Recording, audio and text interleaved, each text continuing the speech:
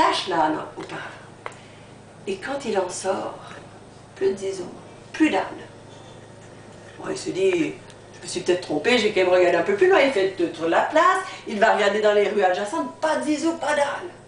Alors il a commencé à râler, mais des jurons que je ne vous traduis pas, parce que ça, Ahmed, il ne nous les a pas encore appris, mais enfin il a juré.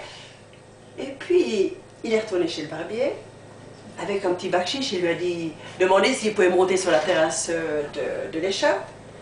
Et quand il était sur la terrasse, il a vu tous les fidèles entrer dans la mosquée. Alors lui, il a pris sa voix grosse et il a dit, qu'on me rende mon âne, sinon je ferai ce qu'a fait le père de mon père quand on lui a volé le sien. Et il est redescendu. Alors, tous les gens sont restés un petit peu surpris, chacun demandait à son voisin, dis donc, tu sais ce qu'il a fait, le père de Nasreddin? Ah non, je sais pas, tu sais ce qu'il a fait, le père de Nasreddin? Ben non, moi je sais pas.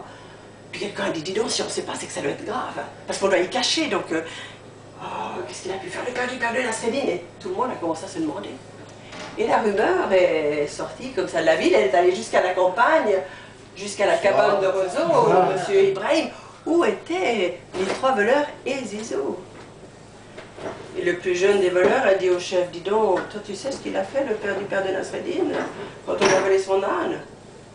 Le chef a fait, non, je sais pas, mais il était très tremblant, il a dit, écoute, il vaut peut-être mieux le lui ramener.